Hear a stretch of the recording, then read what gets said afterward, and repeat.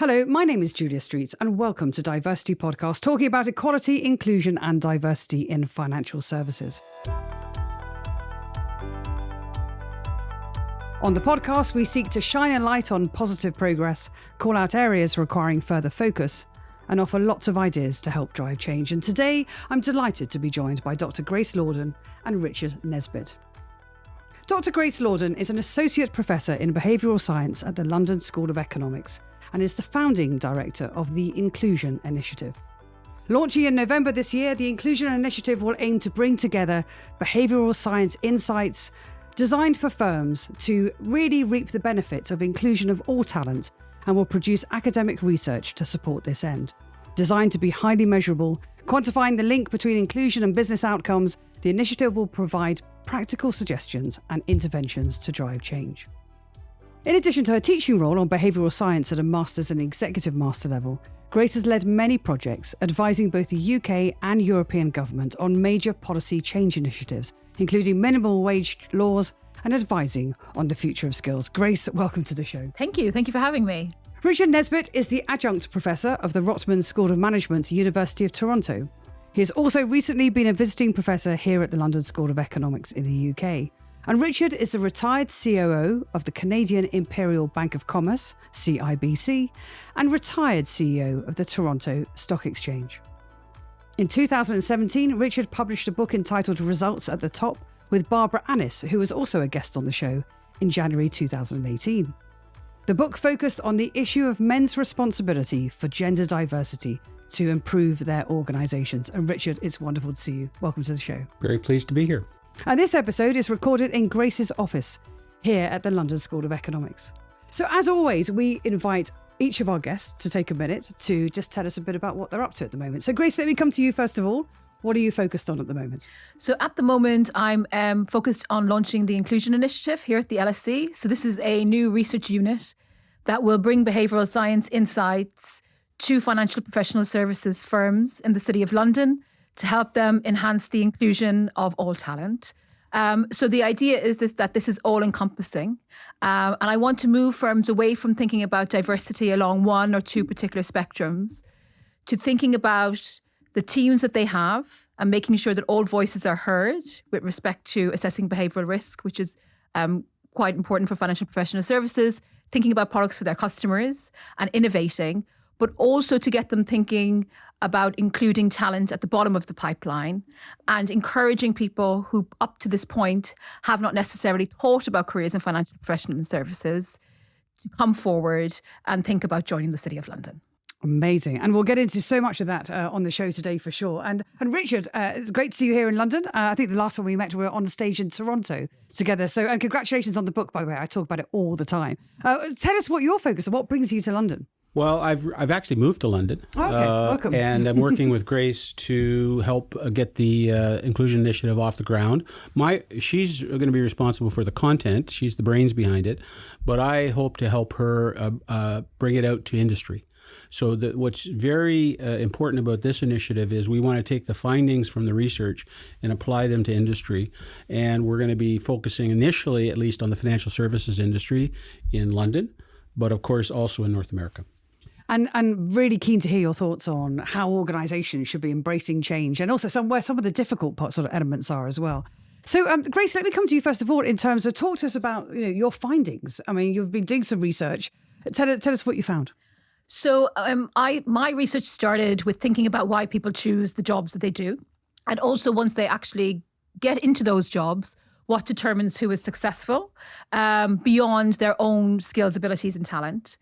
And one of the big factors that comes true from my research is that inclusion really matters.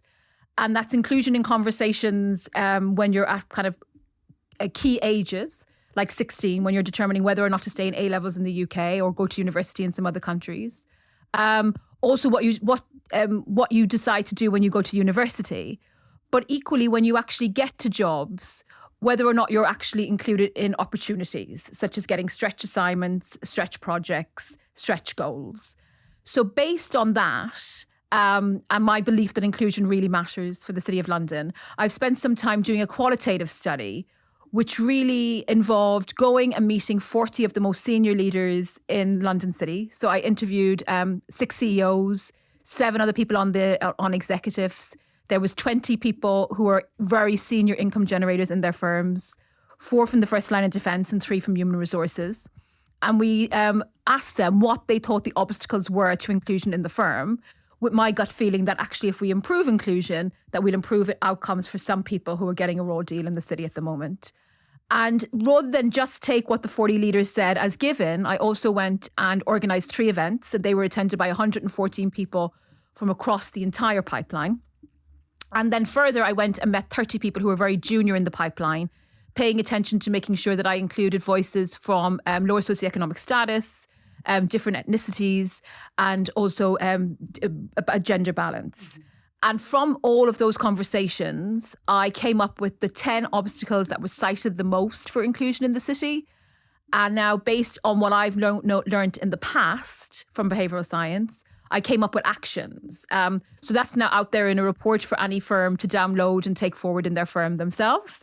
But what I'm hoping to do going forward is learn more about how effective those actions are. So my gut feeling is that they will be effective, but I'm a scientist, so I want to see empirical evidence in that way. But I'm also interested in learning how they work in particular contexts. So some actions might work better in toxic environments. Some actions might work better when you already have a particular good culture in the firm. So if you kind of think about it in terms of bang for the buck, so some firms will be interested in linking inclusion to profits and loss, which I'm really excited about. But equally, some firms might be interested in linking it to employee well-being. And I think that's kind of the future of where I want to go, is learning if I pull a lever, which is the best lever to get firms to a more inclusive workplace. Mm-hmm. And you mentioned about having the list of the 10 that you uncovered. Can you just give us a sense of kind of which ones bubbled up to be the most challenging?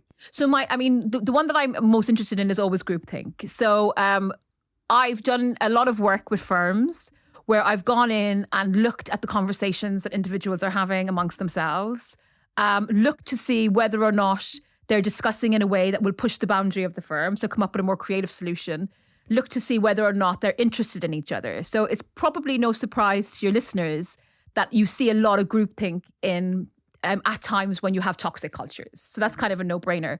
What's really interesting that has come up is that often you go in and you meet happy teams, often teams that seem like they are embracing dissent, having a good argument, but feeling very, very psychologically safe.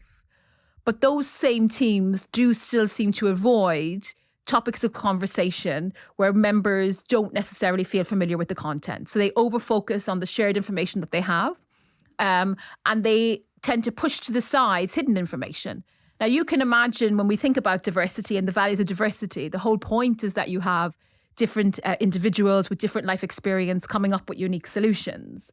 But then if we get together as a group and we over-focus on what the average have in common, it's probably not going to give you the best from those diverse people who are around the table. So the report kind of contains some very easy actions to get people speaking more at meetings. And one of the simplest solutions actually to this is most of the meetings I'm in, the chair of the meeting or the leader of the meeting speaks the most in the beginning, usually lets me know their point of view before the meeting even begins, which is quite baffling given they're going to make the decision later on anyway. So, just actually coming into the meeting and saying, I'm really interested to hear what you say. This is the topic. Tell me something I don't know. Whoever tells me something that I don't know, that's what I'm going to be interested in hearing. And really turning on its head what we do when we come together as meetings. So really trying to move away from groupthink. And it's funny you say that, because I was just thinking exactly those words while you were talking. It is literally turning us on its head. And I mean, Richard, you spent an enormous amount of time in boardrooms and in meetings, and you were smiling while Grace was talking as well. I mean, first of all, is that your experience? And do you think that is it's a turning on its head? Is that something that can be done very easily, or is that such a cultural shift? Well, I think the environment's better for that now than maybe it was, a decade ago or 2 decades ago. People are aware that there are issues and problems, and part of it's seen in just being able to recruit people now into the industry. It's not a slam dunk anymore that financial services is the top industry to be attracted to, and so I think that a positive development, and we're hearing it from corporations, is that they're really focused on the well-being and the inclusion of people, and including people of different backgrounds as well, into their organization. That's something that's sort of developed more recently, and I think it's a very positive thing. And what do you think will be one of the driving changes? I know you're thinking a lot at the moment about the role of technology in organizations as well, and I'm sort of keen to explore that with you. Because the world of work has changed so much, not only, as you say, in terms of culture and behaviours, and the way in which meetings are run perhaps is beginning to shift, but also the role of technology. Can you share some thoughts on that? Well, technology is going to change everything, and I'll give you a little promotion on a new book I have coming out called The Technological Revolution in Financial Services. Will be out in the summer, published by University of Toronto Press. And really what we're seeing is just what we say is a revolution in financial services. The world of financial services is being changed inexorably by technology. That has tremendous impact on people. Okay, some people are threatened by that. Some people are advantaged by that. One thing technology will be used for is to reduce costs within the incumbent players. And so technology is changing everything, including things like machine learning and artificial intelligence, which are being used increasingly in decision making. And I don't think we can really anticipate the impact that this is going to have on the customer experience, but we certainly can anticipate the impact it's going to have on employees, which is going to be a traumatic amount of change. And can you give us a couple of examples where you see that change coming from? Well, a good example in North America is we still like checks in North America. And so today, checks, we used to have to take the checks in paper form and then create a digital image of it. So what happened was the technology came along about 6-7 years ago that the customer could take the picture of the check, digital picture of the check, and then that could be put into the system.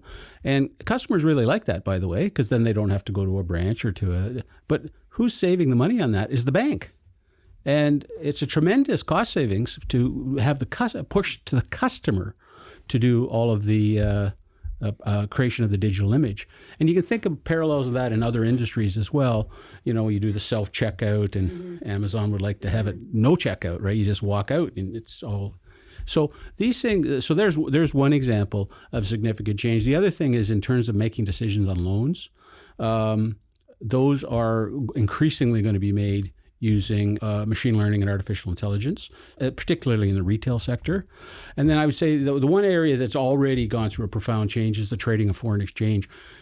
When you buy foreign exchange from your local financial services bank or credit union or even a kiosk, that is executed by a machine entirely, 100%. There's no human interaction other than the person maybe that you're talking to. And that is entirely now automated.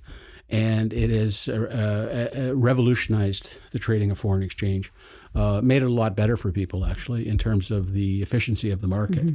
And I think when it comes to organizations really having to rethink the way in which they communicate and engage and drive change, or to harness the potential of their employees at a time when they're embracing great technology, is asking some very key questions of the senior management level. And what we hear a lot is that senior management are very committed to diversity inclusion. Right? They're very committed to change. And what I was really fascinated by was the kind of group of 20 you were talking about there, the kind of the next level down, Grace, who are arguably the sticky middle. And so quite keen to hear both your opinions, actually, about how do you encourage that level of management to really get the diversity point, because you need the diversity, as you were saying, Richard, to innovate and to bring in technology. But also they are perhaps a reluctant group to change and harness the potential. Grace, let me ask you first of all, come to you first, your thoughts on that. So I think that the gains are more than that. So as we move towards a world where we expect customers in financial professional services to interact more with technology in order to get services, there's going to be many more winners and losers if we don't embrace diversity and inclusion within these teams of middle management, because otherwise the products are going to be made by very specific people for very specific audiences. So for example, in behavioral science, we know that how we present information matters to people, but also how we present it matters depending on a person's gender, their age, their ethnicity, and other aspects of personality. So if we only have one type of person who's identifying those products, that's problematic. It's the same with the messenger effect. So how we actually deliver the message of changes in technology the person that we put in front of those audiences, the role model really matters. So again, if we just have one type of people who are discussing what those products are actually going to be, that's problematic for the business. So it will hurt the customers, but it will also hurt the business. And a lot of times these decisions are made by mid-level managers. So it's very easy at the top for people to say, we believe in diversity and inclusion. And I would ask them, how much are they spending or what resources are they putting into making sure that their mid-level managers are inclusion leaders? And beyond that, are they checking that the services are working? Because buying services is a really quick way to signal that we care about diversity and inclusion. But most other projects that are rolled out in firms, we look to see what the value was, what the value added was, and we don't do that for diversity and inclusion. And I think that we need to do that and also move focus to the mid-level managers who ultimately are the people that the majority of the pipeline are interacting with on a daily basis. We hear words like permafrost, which I really, really don't like. I think most mid-level managers are absolutely trying to do their best.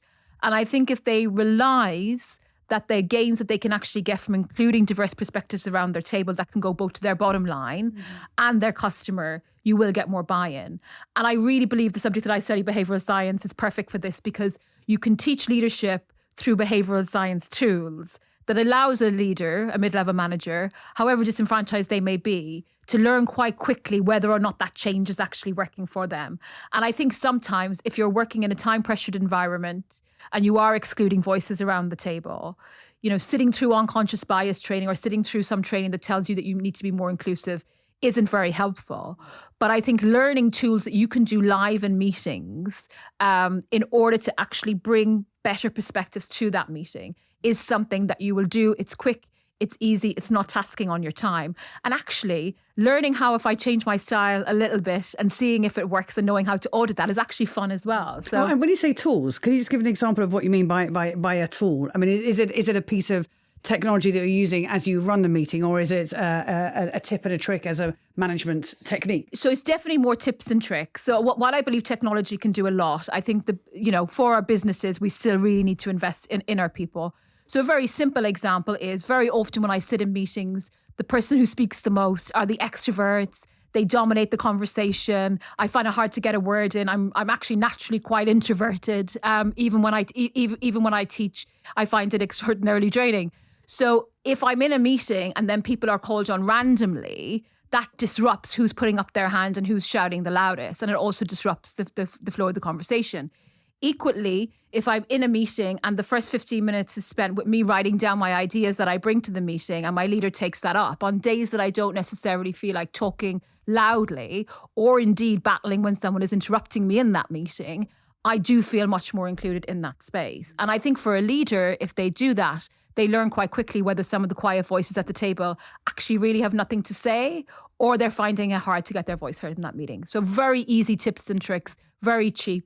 No subscriptions, very easy to bring in on a day-to-day basis. And intensely, incredibly practical as well. And just thinking about your book, Richard, that Results at the Top. I mean, this is all about breakthrough performance, and it was about helping managers at the top of their game, the top of the tree, and the middle managers understand the commercial potential that is there. And from what Grace was saying, aligning it clearly to a commercial imperative, which is we always talk about on the podcast as well, is incredibly important. Were there other areas where, from your research, you found those middle managers really got the point because they had their eyes opened to something specific?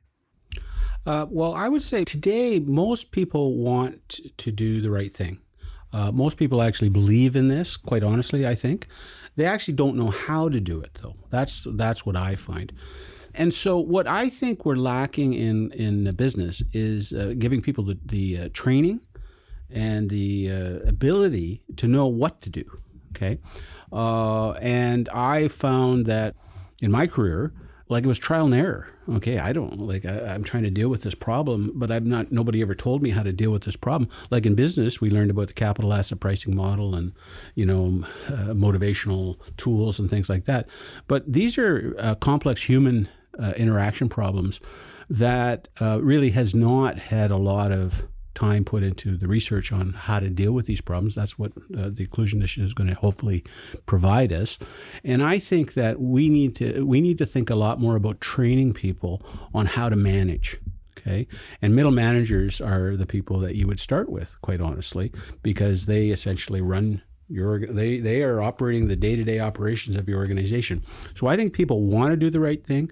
They realize that these are important initiatives, but I don't know that they have the training to really affect that change. So that's how I hope where institutions, companies will go is in terms of the training. Mm-hmm. And Grace, you talk in your research about disrupting the style of leadership training as well. Talk to us a bit about that.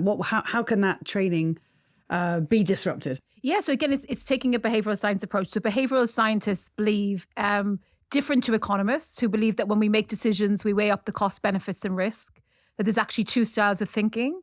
So one is very fast, impulsive, you're on autopilot. The second is slow and deliberative. So our system 1, which is our fast system, we're using about 80% of the time. Our system 2, which is what you would actually use if you were choosing a mortgage, for example, or doing a really hard math equation, we're using about 20% of the time. So most of our middle level managers, when they're going about their daily business, are actually in system 1. Everything is really, really fast. And we tend to make many more errors with our system 1. And the type of training that I'm interested in putting out there are ones that equip the mid-level manager with the tools that I've just spoken about for groupthink and kind of leadership styles, if you like, very, very quick and easy, that they can bring into their daily lives and get big bang for the buck.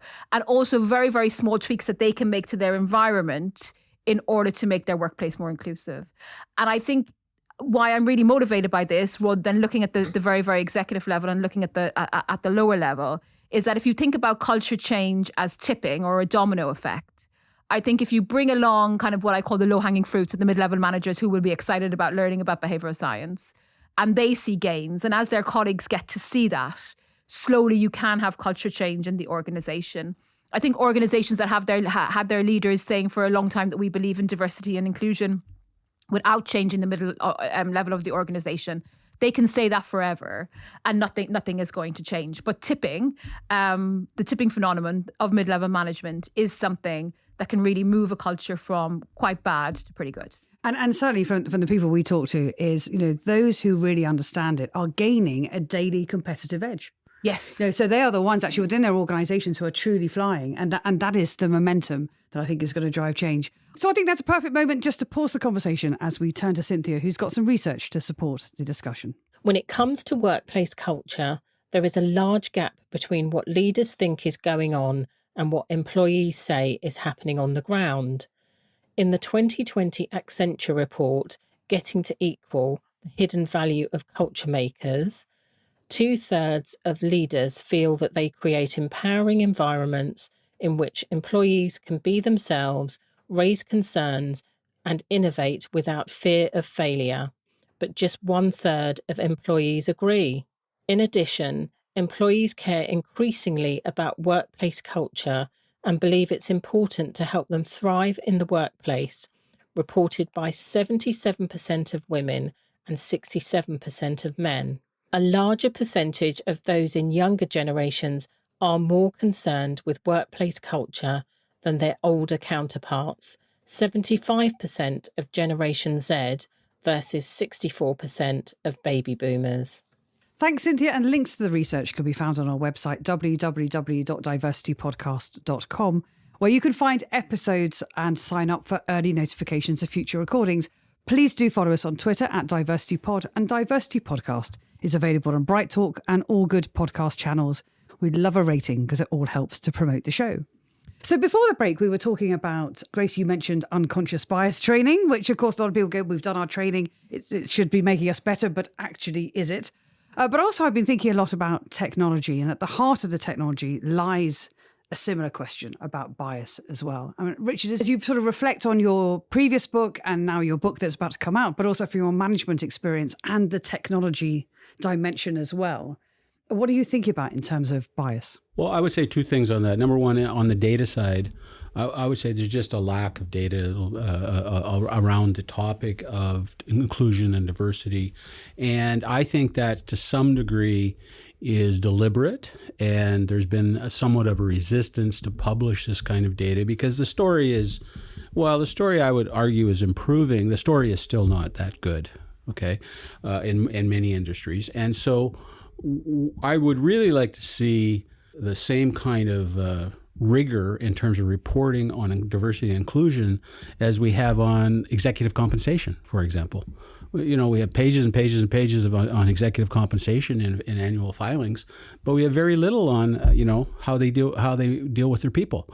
So I think that could be a big improvement, and hopefully, as we get into measurement issues, we can encourage people to start publishing more of this data, because clearly, if you don't know what's happening within your organization, really, it's pretty hard to affect change. And when it comes to holding people to account, obviously that we talked earlier about the competitive edge, you can measure that. Holding people to account, should that be baked into scorecards and remuneration, as you say?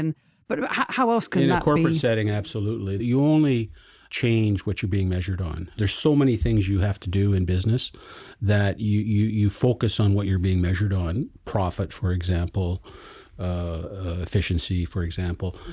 And so if we want to affect change and we want to accelerate the pace of change, you really have to provide proper measures for this and have people have that baked into their evaluations and ultimately their compensation. That's the way to make it. And are you seeing a shift in mindset of people recognizing that that's appropriate? So people going, no, fair enough, I should be measured on that. Or are you still feeling a bit of resistance in the industry? Yeah, I think there's still a bit of resistance. I think, as I said, the story's not that good in many respects. And while it's improving slowly.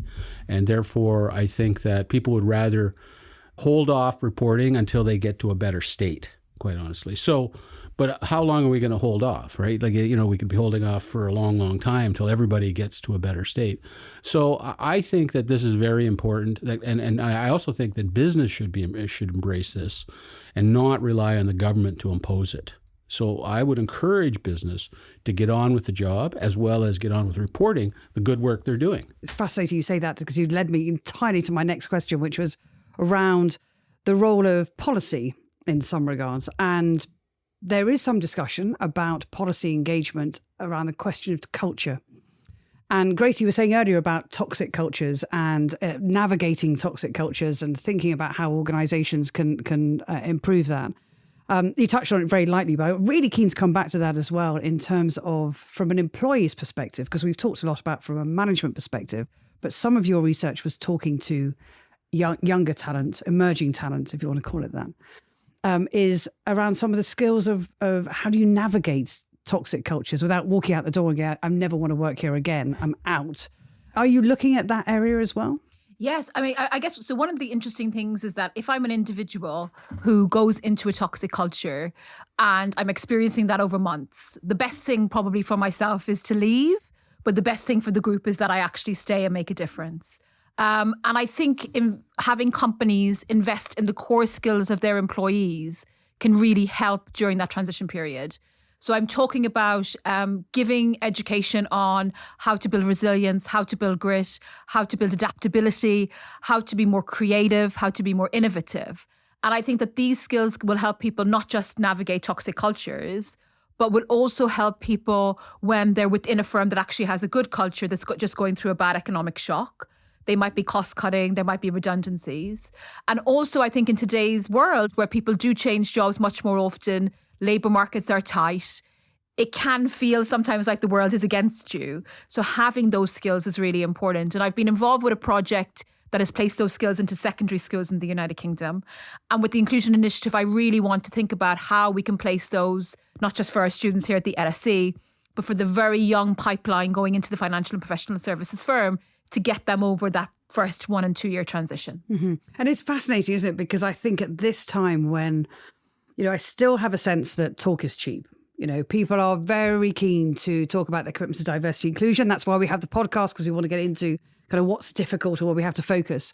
And that your research goes right the way through the chain, as you say, right the way back into schools as well. From the people you were talking to, I imagine that people who get the joke were keen to engage. What is it you want the industry to do when they listen to this podcast and step up? So I really do want the industry to think about measurement and to think about data. So I'm going to try to come up with a credible macro measure of inclusion that will quantify inclusion across firms. And also within firms, I'm going to be looking at how best to measure inclusion within firms. And I also want firms to try to bring data into some of the big decisions that they're making. So, for example, who we hire is really important. And in these days, it's not uncommon in an interview setting to be asked if you care about diversity and inclusion. And you would want to have rocks in your head to say that you don't, regardless of where you come from or who you are. But one big test of that is to look backwards and look and see who were the people that person brought along in their teams, who have they worked with in the past, and is that statement credible? So I am an economist, and we do have this term cheap talk for people who say things that aren't necessarily true. And in behavioural science, we do say, don't listen to what people say and just look at what they do. And I think data allows us to go closer to that. So really embracing data. Amazing. And the time on these podcasts just canters past. To be here in your office on a Friday afternoon, thank you. Thank you for hosting us. And it's been a really wide-reaching conversation, actually. We've talked about technology, we've talked about data, we've talked about bias, we've talked about cultures, leadership, new talent coming through. Richard and Grace, thank you so much for joining us today. Thank you. It's been fantastic. Thank you, Julia. Thank you.